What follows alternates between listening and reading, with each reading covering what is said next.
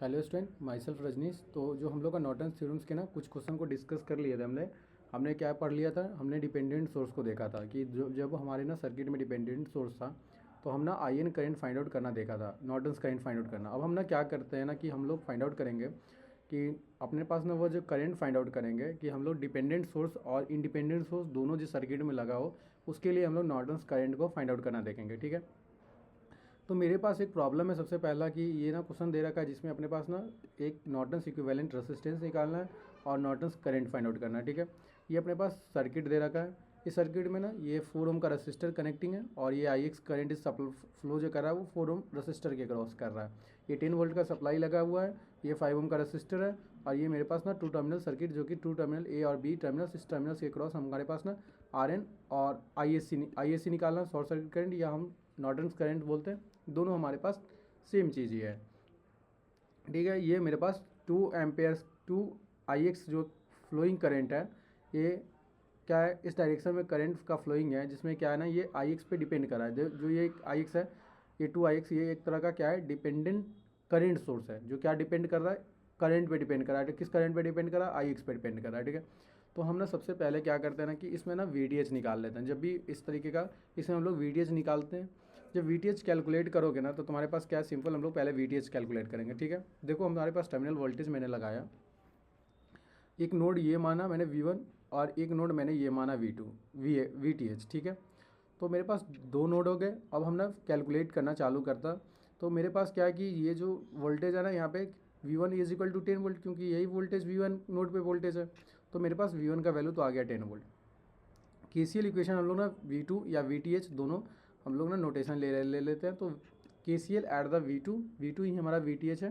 ठीक है, हम इसी का नाम V2 ले लेते हैं, इसी का नाम VTH ले लेते हैं। ठीक है, देन हम कैलकुलेट V2 पे ना क्या करते हैं, KCL इक्वेशन अप्लाई करते हैं। देन हमारे पास क्या है ना कि V1 minus V2 the current is flowing. हम ना क्या कहते हैं कि इस करंट का डायरेक्शन ना अपने पास क्या है, इस करंट का डायरेक्शन है, इस डायरेक्शन में करंट फ्लो कर रहा है।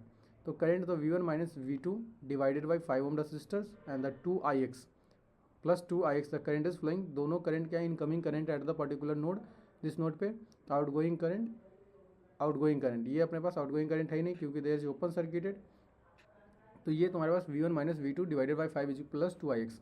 IX का वैल्यू हम फाइंड आउट कर सकते हैं क्योंकि वोल्टेज हमारे पास था 10 वोल्ट, तो 10 वोल्ट IX का वैल्यू हमारे पास क्या हो जाता है, IX is equal to 10/4 4 ohm resistor. तो IX का करंट जो हमारे पास मिल रहा था वो 10/4 को डिवाइड करोगे तो 2.5 आ जाएगा। जो 2.5 को हम यूज कर लेंगे IX के जगह पे, तो मेरे पास क्या हो जाएगा ना V1 minus V2 divided by 5 plus 2 into V1 minus 4। ये V1 माइनस 4 ये अपने पास 2, ये आ जाएगा 2.5। इसको 2.5 को बिना यूज़ किए भी हमने क्या किया, इसको सॉल्व किया इंटू 2 V1/4। तो V1 minus V2 divided by 5 और 2 V1/4 आ गया। देन इसको LCM ले लेते तो 20 आ जाता। इसको सॉल्व करते तो 4V1 minus 4V2 divide equal plus 10V1 आ जाता। तो इसको सॉल्व कर लेते तो मेरे पास इक्वेशन जो आ जाता 10V1 4V1 that is 14V1 और माइनस का 4V2, तो 14V1 is equal to 4V2। तो V2 का वैल्यू अगर हम फाइंड आउट करते हैं जो कि VTH हो जाएगा तो 14/4 इंटू V1 हो जाएगा। 14/4 इंटू मल्टीपल ऑफ V1 का वैल्यू मेरे पास था, V1 का वैल्यू जो हमने यूज़ किया वो 10 था, 10 मैंने यूज़ किया V1, तो 14 140 डिवाइडेड बाई 4, तो मेरे पास 35 वोल्ट का ना क्या है कि VTH का वैल्यू आ गया। तो VTH हमारे पास आ गया क्या, 35 वोल्ट। दिन हमारे पास RTH निकालने के लिए ना हम क्या यूज़ कर सकते हैं, आई एन का वैल्यू निकाल लेंगे। हम अभी तक क्या निकाल लेते हैं, आई एन निकाल लेते हैं, जिसमें हम लोग क्या निकाल लेते हैं कि VTH निकाल लेते हैं और RTH निकाल लेते हैं जब डिपेंडेंट सोर्स था। एक इंडिपेंडेंट सोर्स जब हो ना तो क्या इंडिपेंडेंट सोर्स था, दोनों के दोनों इंडिपेंडेंट सोर्स थे इस सर्किट में भी और इस सर्किट में भी।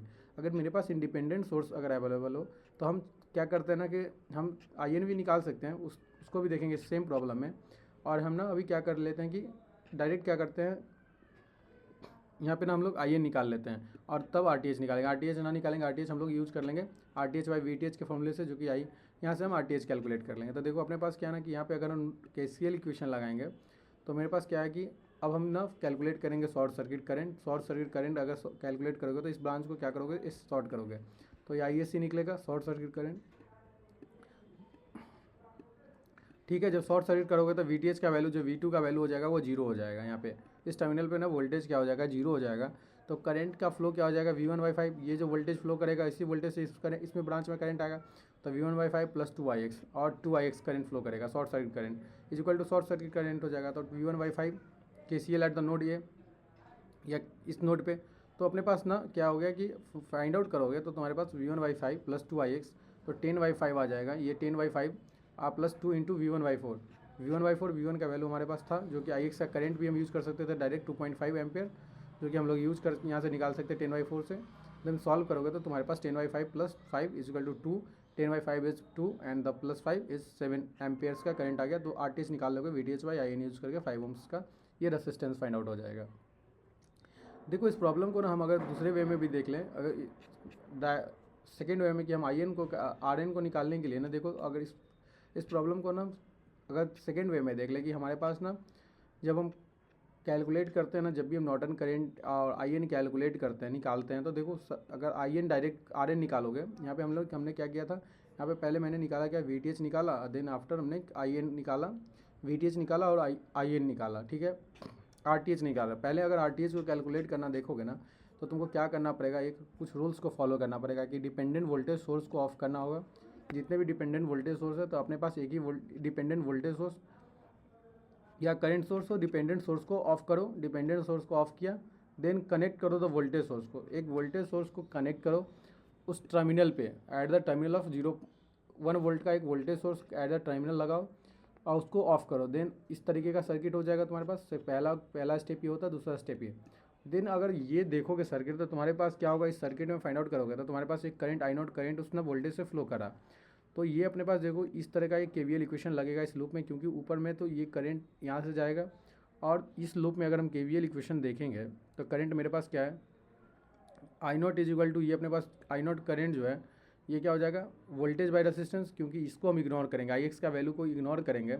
Ix के वैल्यू को इसलिए इग्नोर करेंगे क्योंकि जो रसिस्टर के क्रॉस लो कभी भी ना current always flow from the low resistance path, और बोले तो इससे क्या होगा कि 4 ओम रसिस्टर के क्रॉस करंट फ्लो नहीं करेगा, तो इसका इसी पाथ से करंट क्या करेगा फ्लो कर लेगा, क्योंकि यहाँ पे कोई रेसिस्टेंस नहीं है, तो वह क्या करेगा लो रेसिस्टेंस पाथ के थ्रू करंट अपना फ्लो कर लेगा।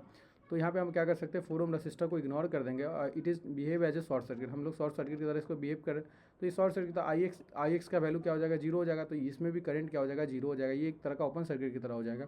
तो करंट मेरा क्या करेगा इस डायरेक्शन में फ्लो करेगा यहाँ तक, तो हमारे पास क्या हो जाएगा I0 का वैल्यू वोल्टेज बाई तो 1 वोल्ट वोल्टेज बाई रेसिस्टेंस, क्योंकि I0 एक ही रेसिस्टेंस है। तो अपने पास ना RN का वैल्यू RN क्या निकलेगा, टर्मिनल V0/I0, तो अपने पास V0 का वैल्यू 1 था और I0 का वैल्यू मेरे पास आ गया, तो रेसिस्टेंस क्या गया 5 ओम का RN, the Norton's equivalent resistance find out at the terminal is 5 ohm resistor, ठीक है, ये अपने पास मिल जाता है। देन हम अगर फाइंड आउट करते हैं मेरे पास ना कि short circuit current by the IN, अपने पास क्या है जो शॉर्ट सर्किट करंट या हमारे पास IN करंट है, दोनों को हम लोग इसको या शॉर्ट नॉर्टन इक्विवेलेंट करंट बोलो या शॉर्ट सर्किट करंट बोलो, दोनों सेम ही चीज़ होता है। देन हम अगर टर्मिनल को शॉर्ट करते हैं तो ये मेरे पास इक्विवेलेंट सर्किट हो गया। अब हम सब कुछ एज इट इज़ देख लेंगे, तो हमारे पास अब क्या है ना कि अगर हम KCL equation eight the node निकालेंगे तो करंट निकालना भी हम लोग देख के आ रहे हैं कि Ix इज इक्वल टू 10/5 आ जाएगा। इधर जो करंट फ्लो कर रहा है वो 10 वोल्ट वाला ही फ्लो कर रहा है, क्योंकि वोल्टेज यहाँ पे 10 है, तो ये अपने पास 2.5 एम्पेयर आ गया। अब देन हमारे पास 10/5 आइए नोड लगाएंगे तो 10/5 और 2 इंटू Ix हो जाएगा, तो ये फाइंड आउट करोगे तो 7 एम्पेयर्स का करंट आ जाएगा। देन तुम्हारे पास करंट भी आ गया, ये तुम्हारे पास नॉर्टन्स करंट आ गया शॉर्ट सर्किट करंट, और ये तुम्हारे पास RN आ गया, यहाँ से VTH की ज़रूरत भी नहीं पड़ी। तो अपने पास दो ही चीज़ें, जब भी नॉर्टन इक्विवेलेंट बोलेगा तो शॉर्ट सर्किट नॉर्टन करंट या नॉर्टन करंट और Norton equivalent resistance find out करने को बोलता है, ठीक है। तो ये अपने पास लास्ट प्रॉब्लम है जिसमें हम लोग नोडल एनालिसिस को एनालाइज करेंगे और इसमें सुपर नोड के भी कंसेप्ट को देखेंगे। देखो तो इस क्वेश्चन में ना बोला क्या है कि अपने पास ना क्या निकालना था, IN निकालना था और RTH निकालना था। इस क्वेश्चन में ना RTH निकालना था या बोले तो RN निकालना था, RN निकालो या RTH निकालो, RN निकालना था, क्योंकि नॉर्टन हम लोग नॉर्टन इक्विवेलेंट देख रहे हैं, तो नॉर्टन इक्विवेलेंट रेसिस्टेंस की बात कर रहे हैं, तो RN निकालना था और अपने पास यहाँ पे और क्या निकालना था, और अपने पास यहाँ पे निकालना था IN। तो हम ना क्या करते हैं IN निकालते हैं और RN निकालते हैं, जो कि नॉर्टन इक्विवेलेंट निकालते हैं, ठीक है। तो हम लोग स्विच करते हैं ना कि इसको ना अप्रोच लगाते हैं कि जो हमारे पास ना क्या है कि हम लोग जब जानते हैं एक फार्मूला ना, अभी जो हम लोग फार्मूला यूज़ कर रहे हैं लगातार कि RTH जो निकालने के लिए ना या RN निकालने के लिए जो फार्मूला का यूज़ कर रहे हैं कि VTH/IN यूज़ कर रहे हैं, ठीक है, VTH/IN, ठीक है ना, या ISC बोलो या नॉर्टन इक्विवेलेंट बोलो या आईएससी शॉर्ट सर्किट करंट बोलो, ठीक है। तो ये अपने पास क्वेश्चन था जिसमें 6 ओम का रजिस्टर लगा हुआ था, 10 एम्पियर का ना, ये क्या है कि इंडिपेंडेंट सोर्स लगा हुआ है, और ये अपने पास ना 2Vx का ये वोल्टेज डिपेंडेंट सोर्स लगा हुआ है, वोल्टेज डिपेंडेंट 2Vx, और ये वोल्टेज जो डिपेंड कर रहा है इस वोल्टेज पर डिपेंड कर रहा है, जो 2 ओम रजिस्टर के क्रॉस जो वोल्टेज ड्रॉप रहा है उस पर डिपेंड कर रहा है ये वोल्टेज सोर्स, ठीक है। तो मेरे पास क्या है, दो नोड के बीच में अगर कोई भी वोल्टेज सोर्स है, या इंडिपेंडेंट वोल्टेज सोर्स हो, या कोई इंडिपेंडेंट वोल्टेज सोर्स हो, या डिपेंडेंट वोल्टेज सोर्स है, तो हम लोग सुपर नोड यूज़ करते हैं, जो कि मैंने सुपर नोड में काफ़ी अच्छा से बताया, डिटेल्स में बताया इसको, ठीक है। वहाँ से भी जाके इसको देख सकते हो कि सुपर नोड कैसे यूज़ करता है, ठीक ना। तो ये अपने पास सुपर नोड हमने यूज़ किया। तो मैं यहाँ से ना क्या फाइंड आउट करना चाहता हूँ कि मैं यहाँ से VTH कैलकुलेट करना चाहता हूँ कि थेवेनिन वोल्टेज निकाल लेता हूँ। तो मैंने थेवेनिन वोल्टेज निकालना चालू किया। तो सबसे पहले मैंने यहाँ इस नोड का वोल्टेज V1 माना, और इस वोल्टेज का नोड का वोल्टेज Vx मान लिया, या VTH, जो Vx होगा वही VTH होगा जो मैंने Vx माना, ठीक ना। क्योंकि यहाँ पे जो वोल्टेज होगा वही थेवेनिन वोल्टेज होगा, जो कि Vx दे भी रखा था, ये वोल्टेज दे ही रखा था, तो इसको ना हम लोग Vx मान लिए, ठीक ना। क्योंकि Vx के टर्म में ही दे रखा था कि यहाँ पे जो ये डिपेंडेंट वोल्टेज सोर्स है, ये डिपेंडेंट जो Vx पे डिपेंड कर रहा है, जो कि 2 ओम रजिस्टर के क्रॉस जो वोल्टेज है वो Vx दे रखा था, ठीक ना। तो हम Vx यहाँ पे जो नोडल वोल्टेज होगा वो Vx हो जाएगा। देन हमारे पास क्या है ना कि अगर हम इसमें नोडल एनालिसिस लगाते हैं, इस टाइप के प्रॉब्लम में अगर नोडल एनालिसिस लगाते हैं, तो मेरे पास क्या है, दो नोड के बीच में क्या है, एक डिपेंडेंट वोल्टेज सोर्स लगा हुआ है, ठीक है। या इंडिपेंडेंट वोल्टेज सोर्स लगता तो भी, या डिपेंडेंट वोल्टेज सोर्स लगता तो हम लोग सुपर नोड का यूज़ करते हैं। तो मैंने क्या यहाँ पे अप्लाई किया, यहाँ पे ये जो नोड है that is a super node, तो मैंने यहाँ पे सुपर नोड यूज़ किया, मतलब देख कंसीडरेबल। इसको क्या करते हैं, इसको हटा के हम लोग फाइंड आउट करना चालू करते हैं, जैसे सुपर मेश यूज़ करते हैं उसी तरीके से। जब हम करंट सोर्स, अगर कोई दो लूप के बीच में ना अगर कोई करंट सोर्स होता है तो उसको सुपर मेश बोलते हैं। यहाँ पे सुपर नोड की बात करते हैं। सुपर मेश भी मैंने काफ़ी अच्छा अपने चैनल पर बताया, वहाँ से सुपर मेश भी देखो।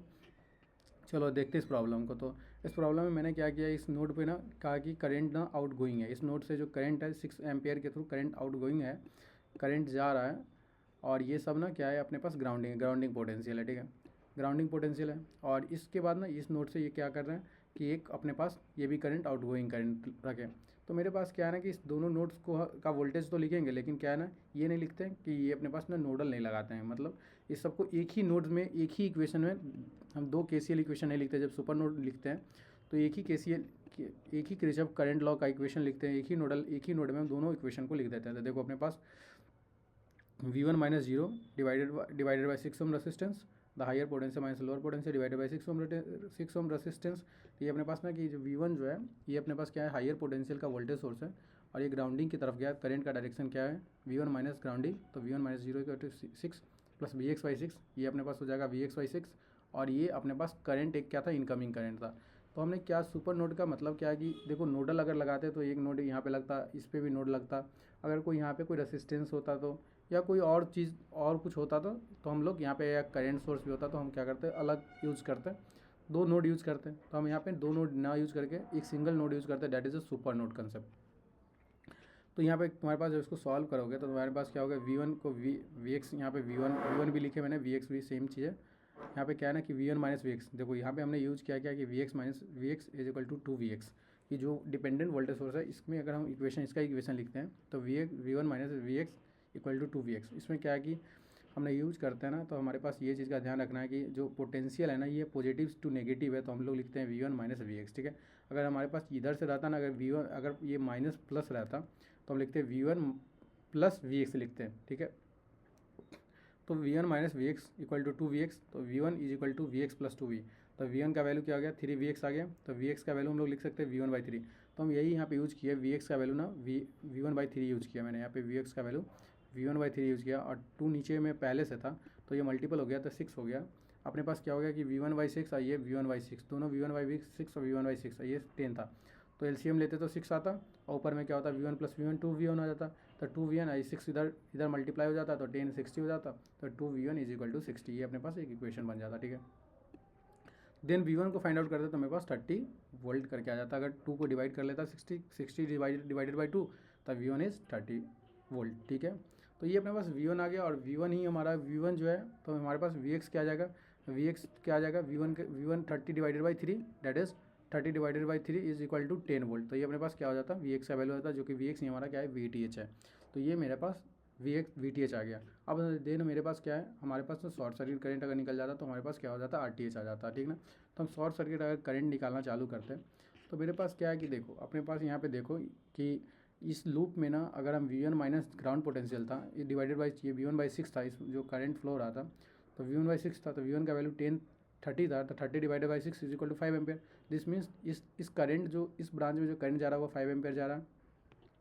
जब इस short circuit current find out करते हैं तो हम इसको सॉर्टेड करते हैं, इसको ISC सॉर्टेड करते हैं या IN करो, नॉर्टन इक्विवेलेंट करंट निकालो या शॉर्ट सर्किट करंट निकालो, दोनों सेम ही होता है, ठीक है। तो ये नाम दोनों का अलग अलग है, लेकिन दोनों का जैसे कि ISC is equal to IN बोलते हैं, short circuit current is equal to Norton equivalent current, ठीक है। नोटेशन अलग अलग है बस, और कुछ भी डिफरेंस नहीं है लेकिन, ठीक है। तो ये देखो अपने पास इस ब्रांच में अगर करंट फाइंड आउट करते तो मेरे पास क्या था V1 minus VTH divided by 2Vx, और इसको हम यूज कर रहे थे तो ये ब्रांच में मेरे पास क्या था करंट 10 एम्पेयर का करंट इनकमिंग था। अगर इस नोड पे हम KCL इक्वेशन लगाते तो ये नोड पे 5 एम्पेयर करंट इधर गया था, दिस मीन्स कि 5 एम्पेयर करंट इधर भी गया होगा। और इस ब्रांच से मेरे पास क्या आ रहा था Vx क्या हो जाएगा Vx/2, तो ये भी 5 एम्पेयर करंट, तो इसका मतलब क्या होगा कि 5 एम का करंट इधर से आ भी रहा है, 5 एम्पेयर करंट तो इस नोड पे अगर KCL लगाएंगे तो 5 एम्पेयर प्लस 5 एम्पेयर मतलब 10 एम्पेयर, मतलब this current is the short circuit current will be 10 ampere. तो ये अपने पास शॉर्ट सर्किट करंट आ जाता 10 एम्पेयर। तो हम इसको इसका फाइंड आउट करते तो VTH मेरे पास क्या आ रहा था 10 वोल्ट आ रहा था और करंट 10 एम्पेयर आ रहा था, तो 10/10 करते तो 1 ओम का रजिस्टर आ जाता, तो RTH का वैल्यू क्या होता 1 ओम्स आ जाता। तो इस तरीके से भी हम लोग अप्रोच कर सकते हैं, और इधर जो हमने बताया इस तरीके से भी अप्रोच कर सकते हो फाइंड आउट करने के लिए, ठीक है। और इस तरीके से भी अप्रोच कर सकते हो, सारे तरीके से अप्रोच करके क्या कर सकते हो RTH निकाल सकते हो या VTH निकालो, ये शॉर्ट सर्किट करंट निकालो, या IN निकालने के लिए किसी भी तरीके से जो भी डाटा पूछता है वो निकाल सकते हो, ठीक है। तो आज के लिए इतना ही रखते हैं, ये अपने पास ओवरऑल कंप्लीट हो जाता है नॉर्टन इक्विवेलेंट का, ठीक है ना। और कुछ और प्रॉब्लम होंगे तो हम लोग डिस्कस कर लेंगे, लेकिन क्या कि मैक्सिमम प्रॉब्लम यहाँ पे हम लोग सॉल्व कर लिए, ठीक है। तो आज के लिए इतना ही रखते हैं। Thank you for watching, please like videos and subscribe this channel, thank you. If there is any doubt comment, mention in the comment box. Thank you.